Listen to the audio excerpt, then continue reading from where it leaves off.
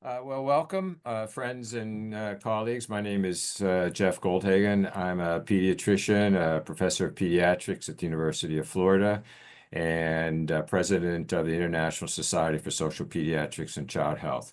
We're delighted that you could be here with us today for this webinar, which I think you will enjoy and learn much, and that we hope will be the launch of an ongoing initiative to address the critical issues related to pediatrics and climate change. First, I just want to provide some context. ISSOP, which is the International Society for Social Pediatrics and Child Health, has had an ongoing collaboration with BMJPO, British Medical Journal Pediatrics Open, over the last couple years to explore particularly important issues, social pediatrics issues impacting children globally. We started off actually with an initial collection in BMJPO on COVID and the impact of COVID and the voice of children in COVID. That initial exploration involved well over 100 researchers from around the world, and many of them young, and we had the opportunity to help mentor many of them. And the collaboration with BMJPO was instrumental in making that happen. We then have, over the last couple years now, expanded that.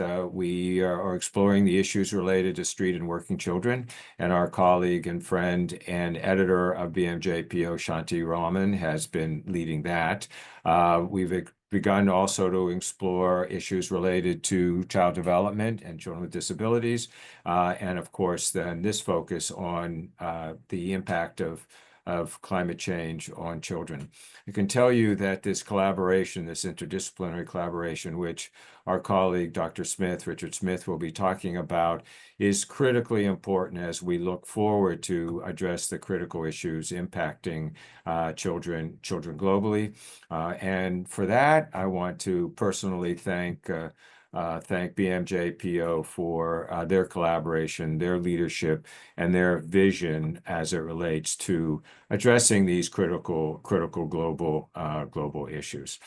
So with respect to that, then I want to focus on why we're here today. This is an interesting time, frankly, to be talking about climate change and its impact on children. It's a very difficult time, a very inauspicious time in many respects. While we are here, the world is meeting in Baku, Azerbaijan, for COP29, and one of our speakers, Teresa Gatau, is actually there and will be talking from there. It's also important to note that this is the second year in a row that it's been held in a petrostate, which has some interesting connotations to it. The world is on record now to experience its warmest year on record, having preceded with previous records related to the warmth.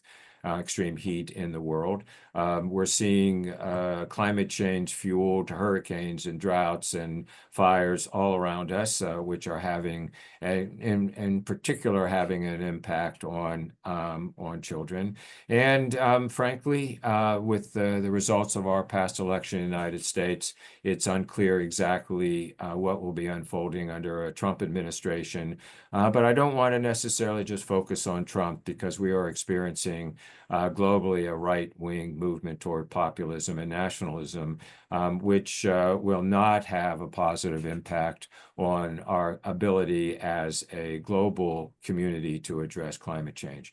So we're here today with four extremely important leaders in the quest to address climate change with us, and we hope that this focus on different domains as it relates to addressing these critical issues will, number one, be successful, and number two, serve as a template for the future.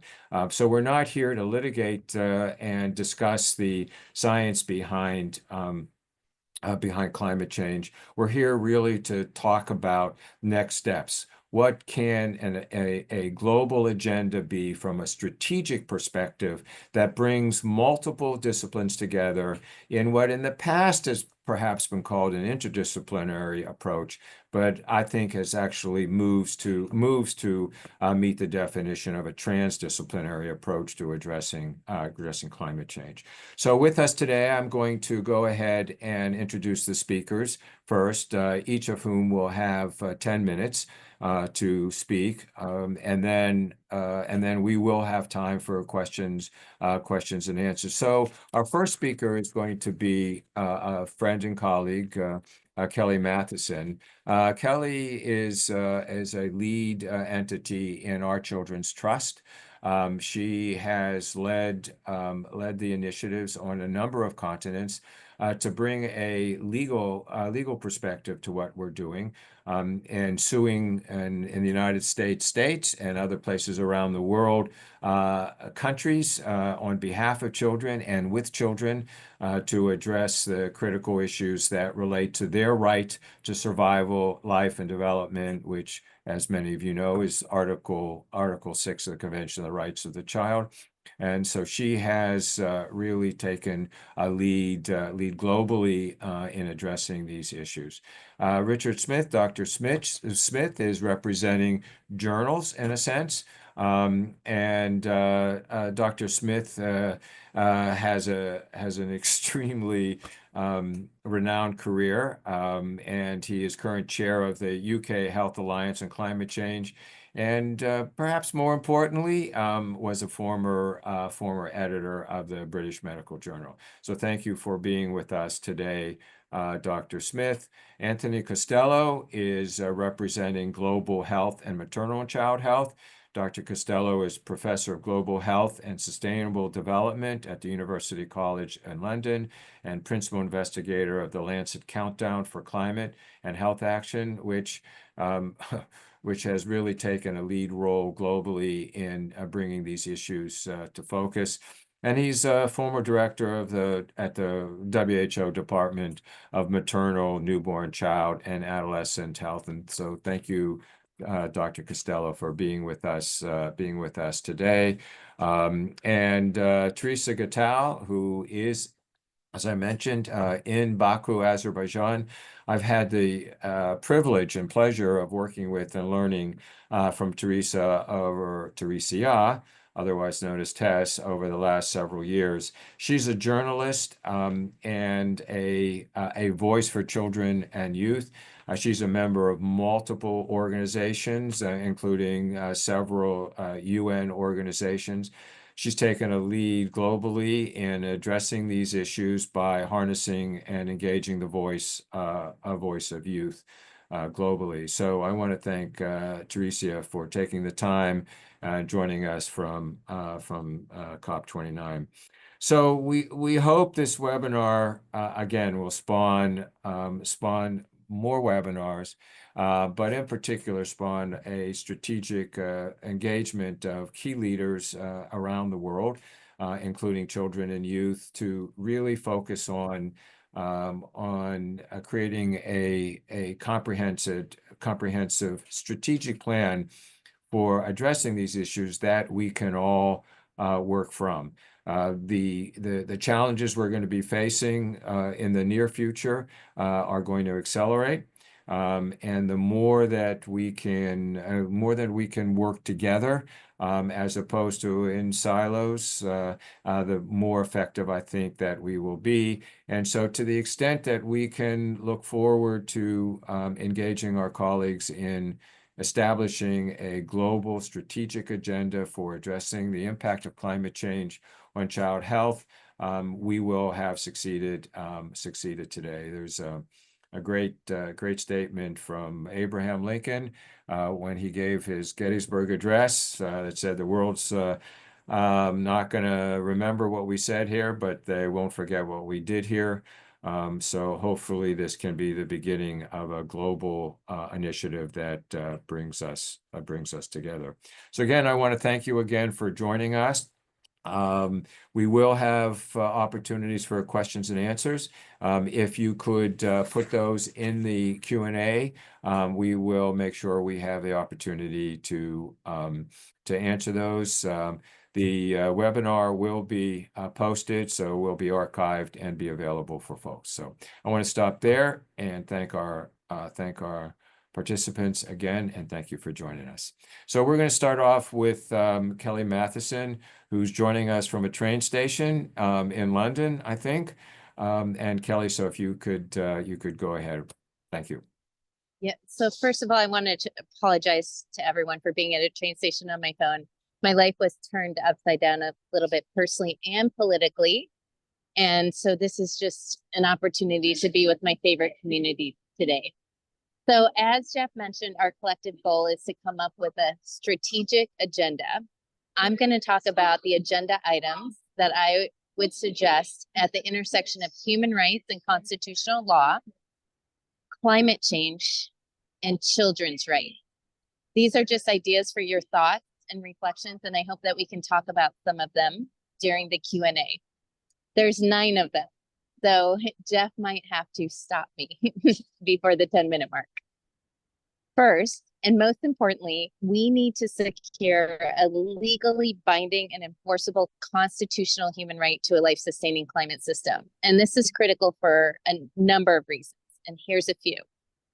The setting stone is, in the context of architecture, is what we build everything around. This right is actually the setting stone in law. So if we don't have the right, we can't build the policies and practices, or we can't build the remedies. There's a Latin expression that says, it's translated, that for every right, there is a remedy. But if we don't have the right, we can't provide an effective remedy. The final reason I want to mention is that if we have the right, then we can politician-proof climate action. So when administrations switch, if the right is there, there's no way that a politician can just get rid of that right. They can get rid of policies, but not the right. Second on the agenda would be to uphold the right to science, especially climate science and medical research. There are a number of instances worldwide where lawyers are introducing flawed evidence into court. An example of this is the case brought by 6 young people before the European Court of Human Rights. The lawyers got up and said, basically, in a 1.2 degree world, we are having severe impacts, particularly on child health. But yet then the lawyers argued that we should increase to 1.5 and remain there. And so we have to be able to get the right science to the courts via climate scientists and medical practitioners. In addition, the IPCC is always 1 to 3 years behind, and they don't do science. They're basically a literature review, right? So we have to be able to get the most up-to-date science to these courts. Third, we need to work on advancing access to justice for children in climate matters. Many of the governments have implemented what I call delay, silence, and kill tactics, because they know if these young people get to court, they will win. Because not only do they have the facts on their side, they have ethics on their side. And so here, sorry about that, a train is leaving. I'd like to note that General Comment 27 by the Committee for the Rights of the Child is being worked on by the committee. And once they have the draft out, there will be an opportunity to comment. And I think that would be a really good moment for medical professionals to comment on access to justice for young people. Fourth, we need to keep litigating legal theories that are working. So some of the cases being brought win, some of the cases being brought lose in the traditional sense, but they always move the needle forward. So for example, take Juliana versus United States. This case is still embroiled in a procedural fight. But that case, it was the very first case that a judge said that the right to a climate system capable of sustaining human life is fundamental to a free and ordered society. Without that case, even though there hasn't been a check mark in the big win box, we're still moving the law forward. Then there's cases like Held versus Montana and Navahine versus Hawaii, who are both grounded in the same legal theory as Juliana. And Held is considered the strongest decision on climate change ever issued by a court. In Navahine, for those of you who haven't heard of it, it's settled. It is considered the strongest remedies ever secured regarding climate through a judicial process. Fifth, we need to develop reach cases. So we have the cases that are working, but we need to keep expanding litigation and legal strategies that will move the law forward. An example that relates to child health, the students at the University of California, Berkeley are working on developing a legal theory where they can honor the rights of young people that have experienced sexual and gender-based violence that is related to climate change. Now, this case is a really hard case to bring, right? Because there's a morass of challenges, from ethical to security challenges to actually how do you prove causation. But climate and sexual gender-based violence are related, and we have to figure out how to prove that and hold perpetrators of that accountable. 6, we need to develop and implement effective remedies to secure climate stability. So effective redress at the very minimum requires 2 things. And that's that we end fossil fuels and that we protect our carbon sinks so that we can draw down. And there's cases out there that will only give part of the solution. So an example of that is your Henda versus Netherlands. It's an absolutely fantastic case. And it recognizes that climate is a human. It says, dear Netherlands, you have to decrease your emissions 25% by 2020 below the 1990 levels, but then you can stay there. That means they don't have to end fossil fuel use. They can just stay at the same level, the same 2020 level, all the way permanently into infinity. That is not a remedy that protects human rights.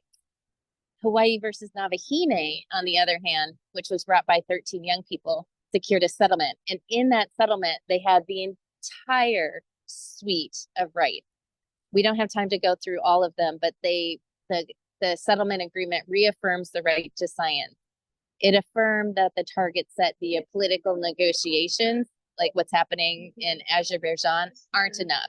It required a plan to reach zero emissions by 2045. It set up a youth advisory council, and then the court retained jurisdiction for 21 years. Because if the government doesn't hit their goal, the young people can come back. I think I have 1 minute left. So I'm just going to say what 7, 8, and 9 are.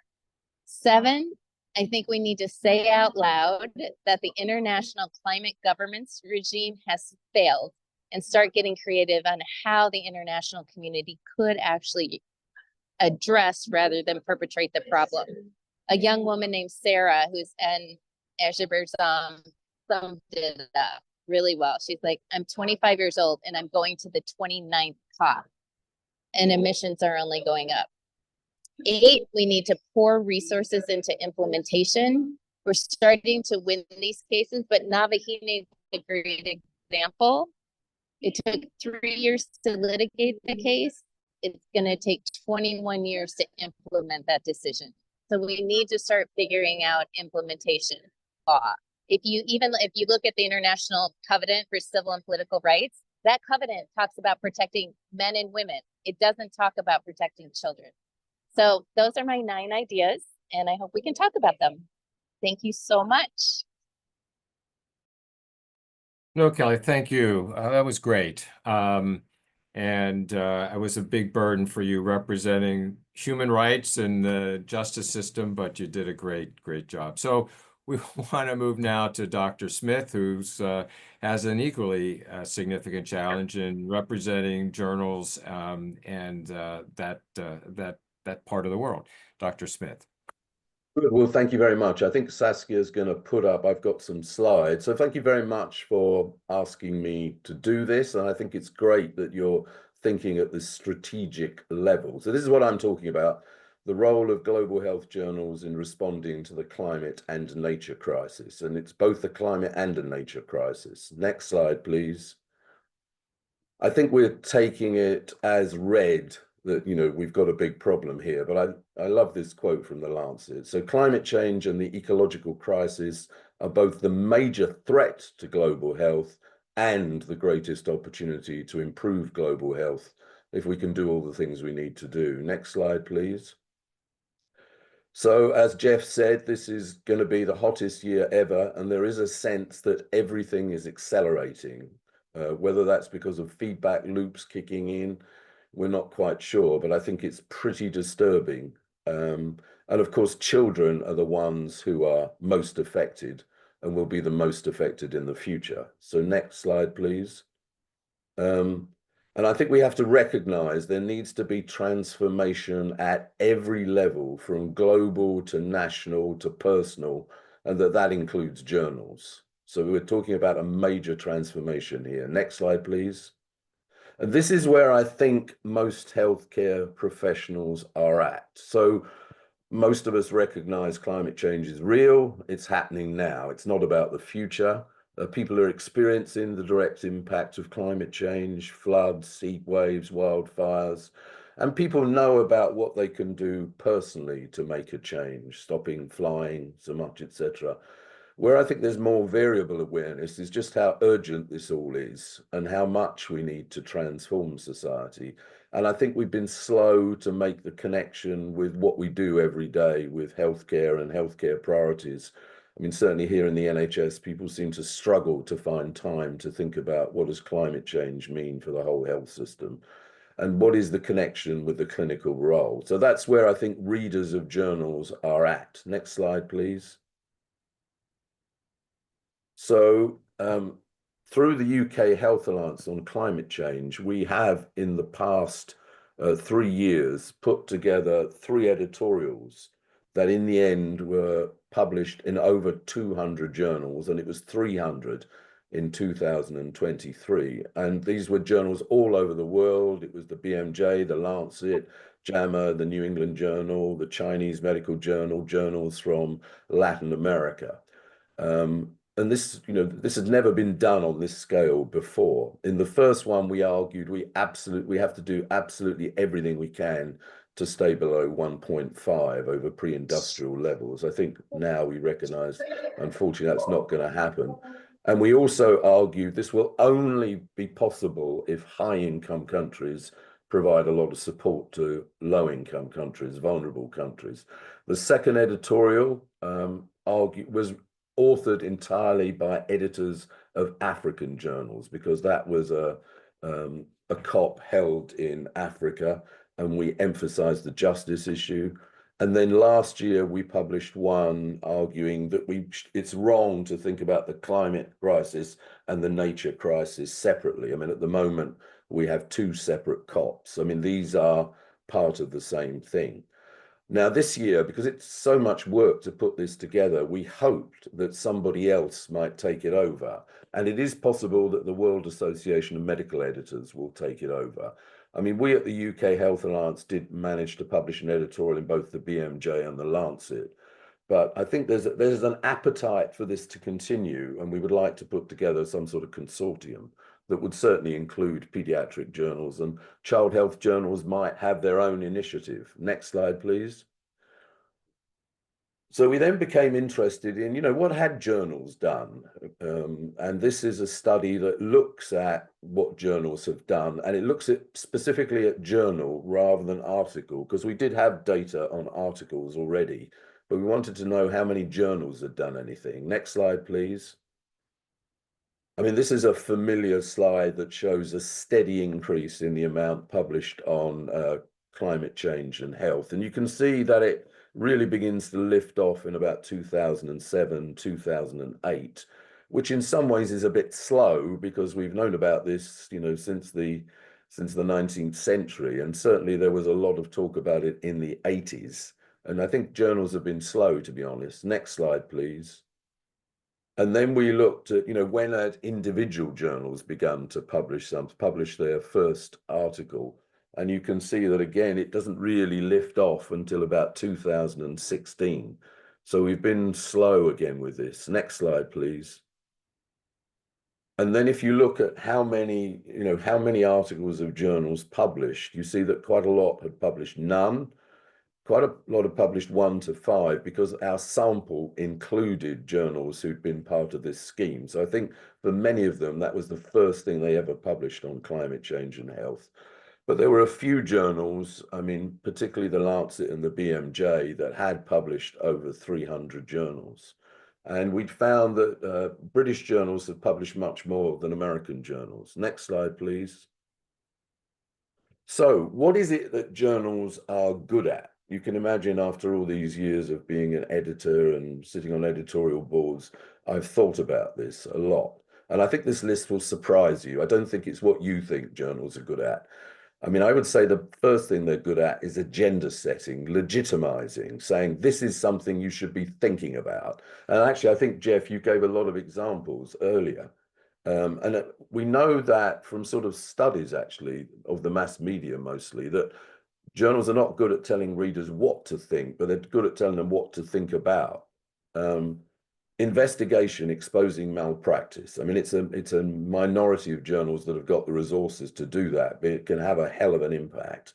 And they can lead. There's a lot of debate about whether journals can ever lead or whether they simply follow. But I think the Lancet Countdown, which Anthony shares, is a good example of journals leading. They can provide a forum for debate. What do we child health people think about climate change? What does it mean for us? What should we be doing? Just the kind of thing we're discussing here. And they're good at educating. So bearing that in mind, that's what I think journals should be doing. Next slide, please. This is my last slide. So what do I think journals might do? Well, I think they can declare that the climate and nature crisis is a health crisis, position this very firmly as a health issue.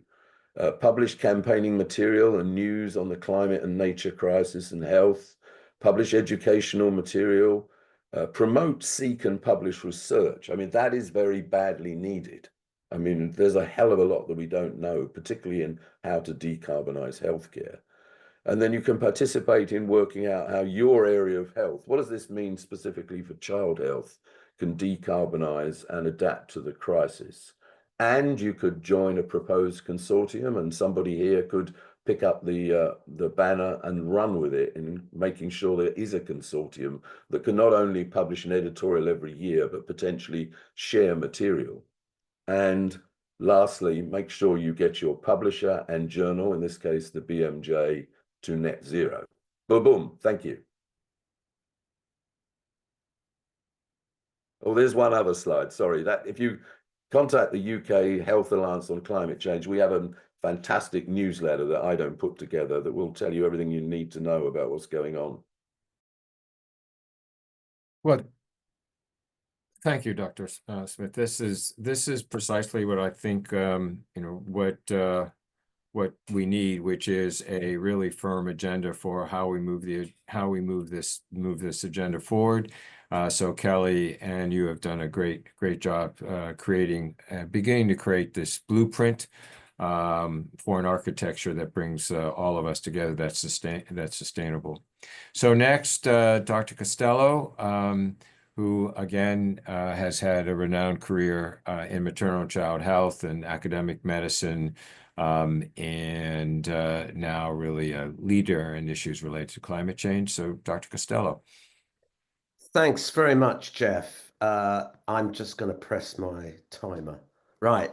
3 key figures to set the context. First, the relentless rise in carbon pollution blanketing our planet, despite all the protocols, the meetings, the COPs. If anything, it is going up faster than it was when I was born. In 6 years of this century, we consumed 3/4 of what we consumed for the entire century.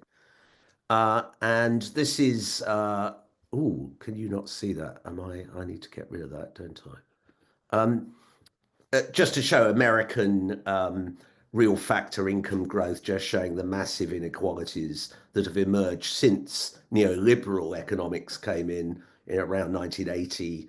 And you can see the green line is the bottom 50% of Americans have seen virtually no real income increase since that time, but massive inequality. And that's true of virtually all countries, particularly wealthy countries. And ooh, am I having a problem? How do I We're move on? seeing the slides, Anthony. Oh, you are seeing them. Yes, yes. What, the next one? Because I'm not. Oh, yeah, there it Yes. is.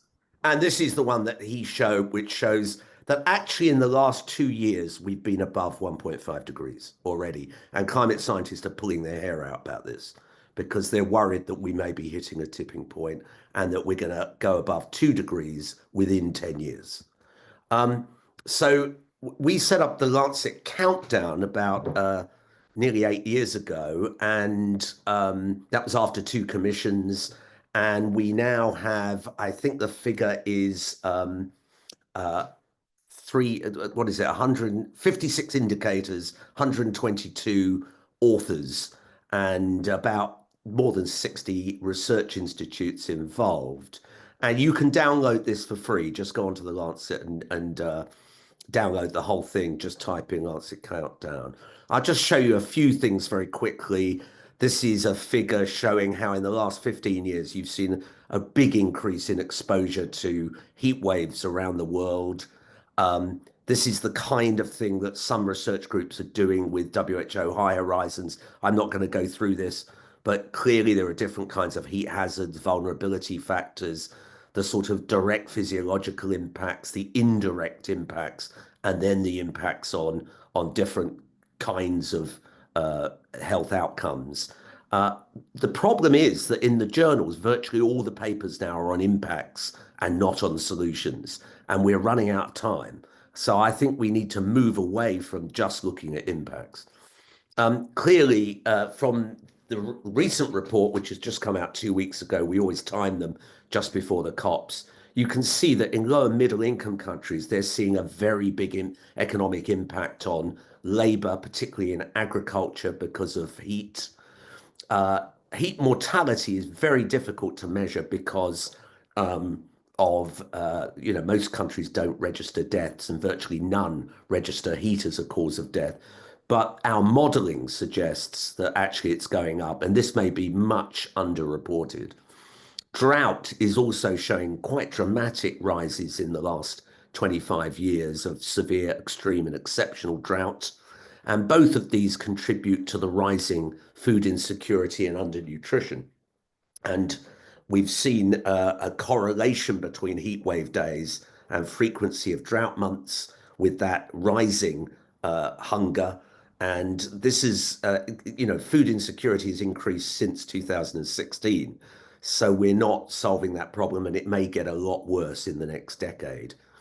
One good bit of news from our indicators is that municipal governments tend to be better than national governments. A lot of municipalities and mayors are really focusing on this and coming up with risk assessments and innovations. National governments generally are incredibly slow to do anything about this massive problem. But urban green space hasn't really changed since 2015, and that's important for physical health, mental health, and obviously for children to be able to play. And I think there are many ways in which we could do much, much better on that. The broken line is the carbon intensity of our global energy system, which has barely changed since 1990. All the income groups are seeing rises apart from the very high income countries. And fossil fuels contribute 67% of global emissions. And last year we saw the highest emission record on ever.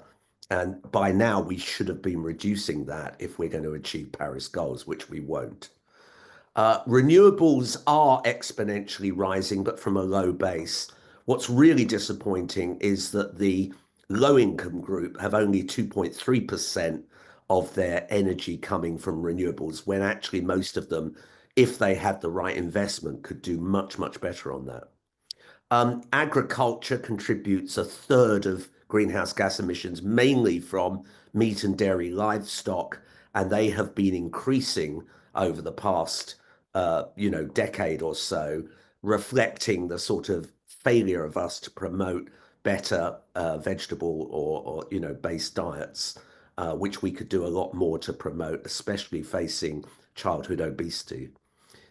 We've lost 5% of global tree cover between 2016 and 2022, and most of that comes from high and very high income countries chopping down trees. We know what to do. This is the worst one, really. Fossil fuel companies, you would think that with all the profits they've made in the last 2 years, they would be investing in renewables. Virtually none of them are. They're, drill, baby, drill. They're going after oil like crazy, and all of their strategies will greatly exceed their share of greenhouse gas emissions, consistent with limiting global heating. So we're in deep trouble with that, and the financial community is still investing in all of this stuff. And governments are still subsidizing fossil fuels in different ways, and the impacts of carbon pollution to an extent that greatly exceeds health budgets often. And carbon pricing has been a total failure by and large, although there have been some progress in certain countries. So what do we do? We could save the world an absolute fortune if we invested in this. We all know this. We know that governments have a role to play, corporations and institutions and individuals.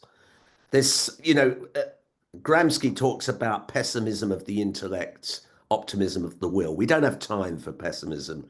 There's so much we can still do that we should have been doing for the past 20 years. You all know about this: renewable energy, cut subsidies, better transport, better building, which is responsible for a lot of emissions, reforesting, recycling, agriculture, diets, green business, and infrastructure.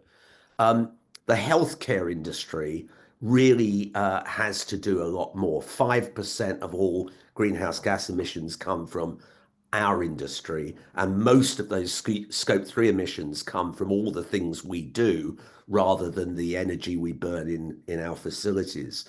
And we can do, I think, much more on that.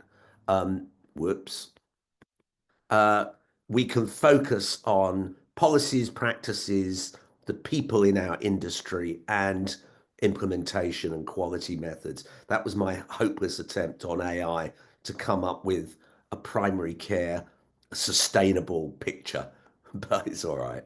I'm sure all of you fit into one of these categories, so all of you are potential leaders, all of us, I should say, and with a governance role. And we can work with our health workforce in ways to generate commitment and putting sustainability central to practice. And a lot of young trainees are very interested in this. I've worked a bit with the Sustainable Healthcare Centre in Oxford, and they have a lot of online courses if people want to look those up. But I'm sure in the United States, Europe, and elsewhere, there are similar things. And we have to work with our community health workers, like social prescribers.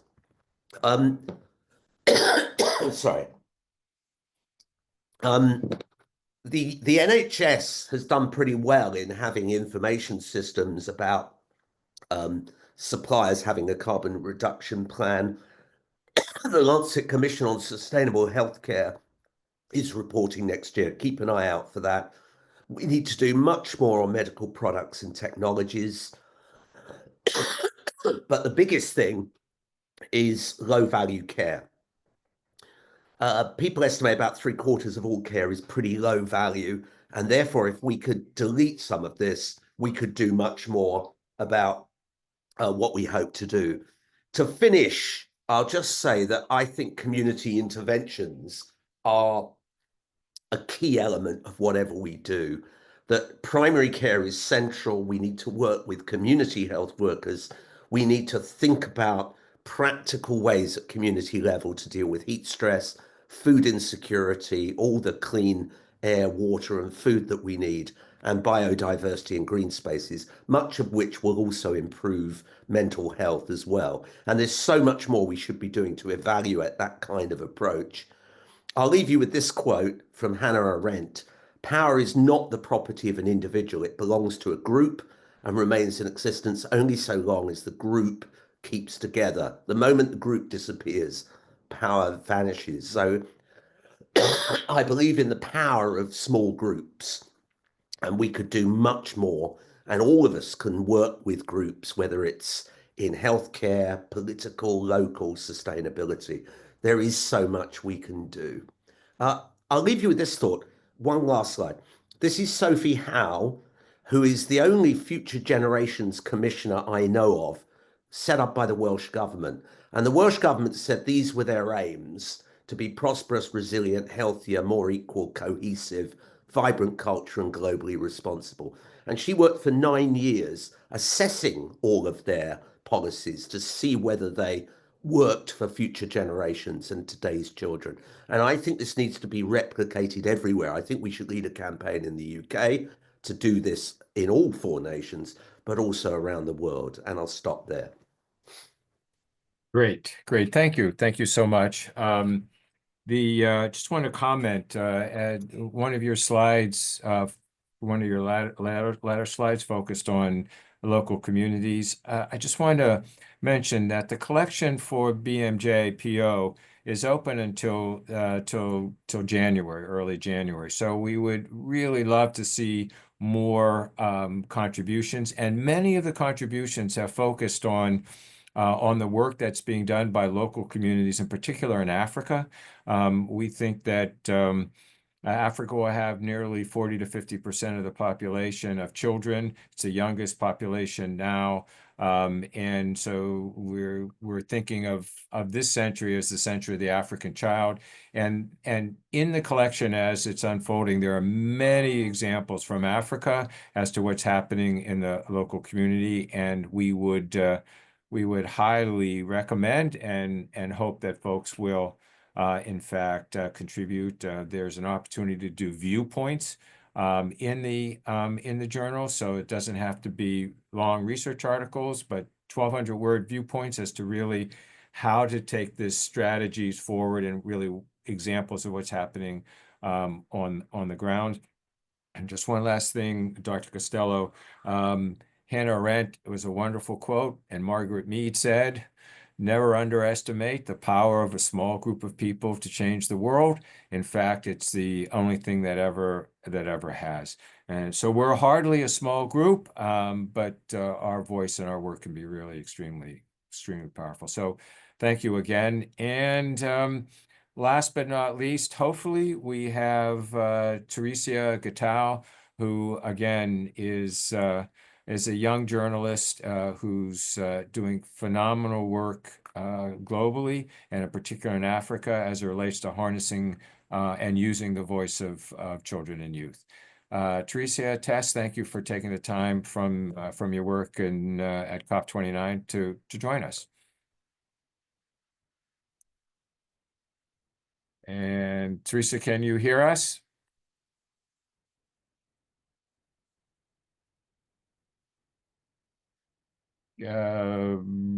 As they say on television, we're having technical problems. Teresa, can you hear us? Can you send me an email to let me know whether or not you're able to link?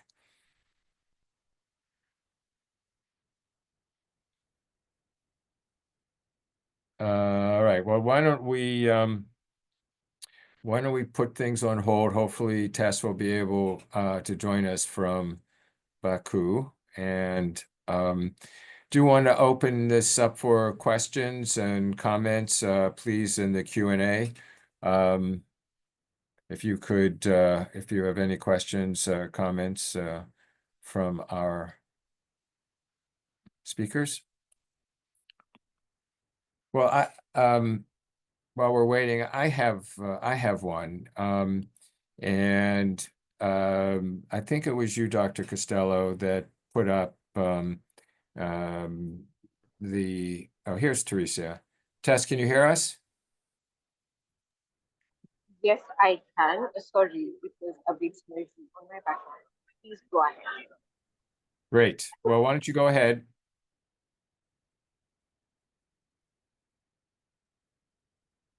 Tess? Yes, can you hear me now? Yes, we can hear you. Okay. So just to go, I will do my presentation, and this is based on what Jackie had asked. And one of the things that I'll be looking at most especially in a bit. Yes.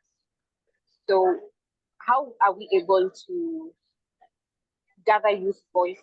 And we are talking about gathering youth voices from all across Africa, and just to see, to make sure that we are being heard. And one of the things that I wanted to put across, that the challenge and a recommendation that I want to put forward, is having the experts in the field. And one thing that I've noticed as a journalist, just trying to get various voices, there's a lot of bottlenecks in that. You find that one youth is being interviewed for different, like, kinds of topics. As medical professionals in the field, one of the things that I've noticed is we all become specialists in one area. No one youth can be a specialist in terms of topics. So I know it takes a lot of time to look for someone to look for people who are knowledgeable in their areas. And also there's a lot of money that is also going to it. And also Tess, can I interrupt for 1 second? Tess, could you talk a little louder or closer to your phone? Oh, okay. Thank you so much. Yes, Oh, it's better. all right. Can you hear me now? Is it better? Yes, better. Okay. So one of the things that I wanted to stress on, just the first one, is having youth experts in various fields, because you find that in the climate change space, even in the health space, we get youth from different teams coming to speak about different topics, where they can speak about the topic generally. So I'm saying it is something that we need to be doing, to invest the time to look for the experts who are going to be speaking about specific topics, so that we're able to capture the indigenous knowledge. That is one, and also the things that are being done in our specific community, because it becomes a little bit difficult when we're talking generally about something. And yes, I do acknowledge that time goes in, and also a lot of money is needed to look for young people who can speak and voice their expertise. But that's one thing that I would really recommend, that as we go forward, to try as much as possible to invest in, and also to look for people that you can build trust with, to get the young people who are experts in various fields. So the other thing that I wanted to talk about when it comes to gathering youth voices, and especially when it comes to Africa, is social media. The truth and the main challenge that we get to face, I know it has been mentioned as many times as possible, but it is a culture where we get to stay silent. You know, whenever you get to say your story online, it's like you're washing your dirty linen in public, and no one wants that. Another thing is, whenever we're having silence, if something is true, you can speak about it. If something is false and you know it won't have an impact on you, you just let it be. And that is why we find that when it comes to the African continent, people say there's not much that is known. Because at the end of the day, if it is not true and people assume, well, we can still move, and you know this is not the truth, we can continue moving. So with that, when it comes to gathering the voices fast, we'll have to start working on the mindset, telling the young people that, one, your story do matter. Whether it's cliche or not, your story is a superpower. And now getting them to have it, to record our voices, their voices rather, so that we can go across and we're able to compile it. So that is going to be especially important in terms of encouraging them first to know that it is not wrong. They need to talk about it. And then after that, you're able to collect the data and the information that is needed. The third point that I wanted to talk about is awareness.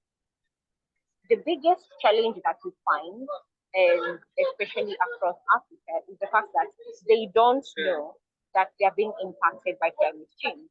I know most of us, when we're in this field, and I remember the past mentioning that, yes, the healthcare professionals, you're getting there, but there is a huge lot that is not there yet. And when the information is going across, it is minimal. So there is need for capacity building in terms of this is what is impacting you as young people, so that they're able to articulate what their problems are. Because when someone sits and says this was the hand of God or the higher power, or it's just fate and it's meant to happen, then someone feels powerless about it. But if they know there is going to be a solution, as human beings, all of us are, we have ingenious ways of adapting and innovating to make sure that we are giving the solution that is actually needed.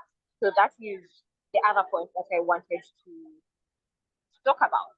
And then the other way of collecting or gathering youth voices, one thing would be getting funding to bring young people to conferences like COP29, which is currently ongoing, COP16 that ended in Cali, that was on biodiversity COP, and also the one that is going to be happening in December, starting from the 1st to the 13th, the desertification COP that is going to be happening in Riyadh, Saudi Arabia.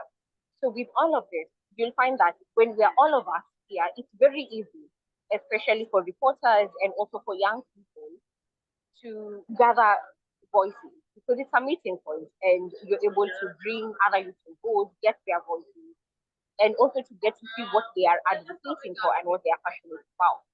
So it becomes hectic, yes, especially when it comes to funding, because all of us would like that opportunity and chance. But in terms of gathering young people's voices, then yes, there is need for funding. The other thing that I would like to selfishly, in this term, to advocate is getting funding for communities and also journalists, because you find that journalists and also communicators in different entities in our organizations, they have a lot of footages that can be used to disseminate information, that can be used also to gather the voices of young people. So they are very key when it comes to getting funding,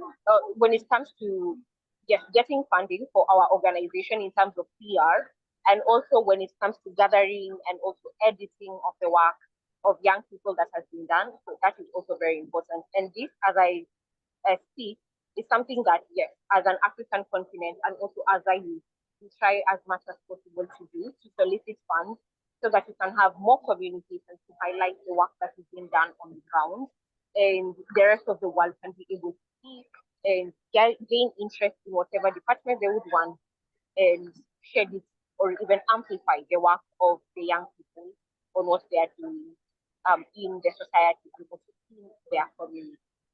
So with that, just in summary, is that, yes, to gather voices, we need to get as many youth in various fields, in climate, biodiversity, and also desertification. The other point would be, as much as possible, getting young people to talk about their stories and using social media platforms to amplify their voices. The third point would be to raise awareness and encouraging them to speak, because many people don't know that they are facing challenges. And the final point would be to get funding for these young people and also communicators and journalists to be able to highlight and talk about the challenges and also the solutions that these people are bringing to the table. Thank you, and over to you. Jess, thank you. Every time I hear you, I'm heartened and feel more optimistic about the future. So we really, really appreciate you taking the time and your perspectives. I should say, before we run out of time, we have a couple of questions that we will take the recommendations and the distill what we've learned here, and hopefully then be able to put that into a piece in BMJPO so that we'll be able to capture all that, all the wisdom that you've shared with us. We have a couple of questions. One is, what communication techniques can help convey the urgency of climate health issues without causing fatalism or hopelessness? Dr. Costello, you mentioned the need to be optimistic. Do you want to start with that? Yeah, our first commission said, you know, it's the greatest global health threat. But when we spoke to people, they said, you've got to be much more positive. So the second one was, it's the greatest opportunity. And I think talking about solutions, I mean, I loved all of Kate's stuff on communicating about the need for lawyers to really act upon our human rights to have a clean and safe future. We need to communicate and encourage people to communicate with sympathetic politicians at municipality and state level. You know, going through prime ministers doesn't seem to work. And then a lot more positivity about community mobilization, which I think, you know, has come up, and awareness, like Theresia has said, and working with journalists and the like. And another area to target is the financial sector, because they are the people that are bankrolling the fossil fuel companies. And I think we need to target them much more. And again, get youth voices to protest, if you like, but also to say, look, this is our future, and to make children and the future generation the central element of this. So there's many things that we can do. Great. We have another question. This is to Kelly. Hopefully you can, you're still with us. It's from Christine Majendi, says, I've always been quite hopeful about court actions, but on Tuesday, Dutch judges ruled against climate groups who have succeeded in convincing oil giant Shell of not doing enough to curb its greenhouse gas. The other side is so rich and well connected. How do we make progress? How can we get stronger? So I'm gonna go ahead and leave my video off because the Wi-Fi is weak. So apologies for that. I haven't read the whole opinion yesterday, but I read part of it. No. I've read part of it, and I think that when you read the opinion, there's actually, you can find some hope in the opinion. Was it wrong that they didn't hold Shell accountable? Yes, but they were definitive that climate change affects human rights, and they were definitive that courts can do something about it. So we're going to do an analysis of that opinion, and I'm happy to share it. But I think there's going to be some silver linings in the opinion, and I think the court could have gone farther, and full analysis coming soon. Great. Henry Spielberg has a question for the panel.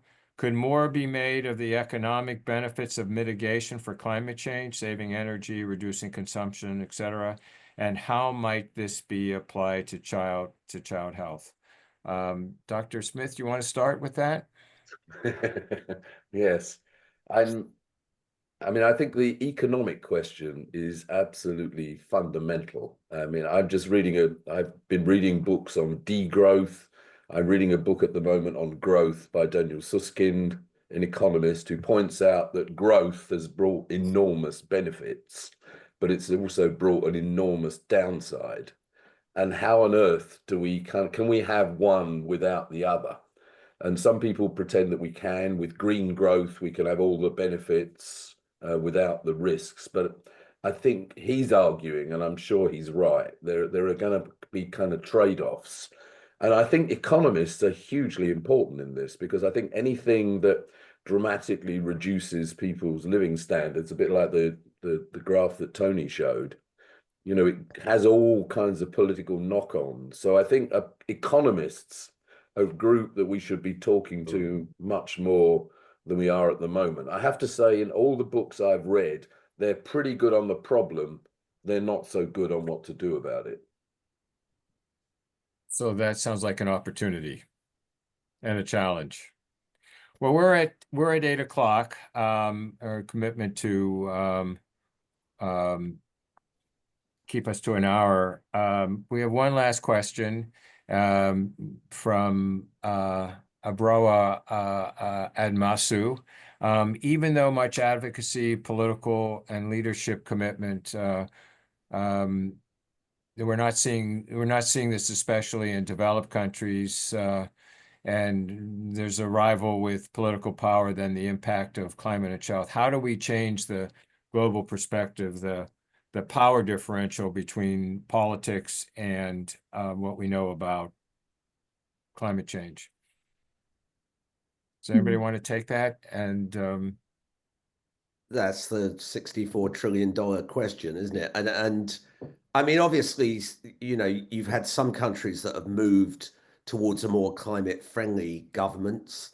Some have gone backwards, as we know, and they're important governments. But I think we just have to keep up our voices to consumers, to people's interests about their children, to municipal governments, as well as others. You know, states are often and cities are often more important in many ways than national governments.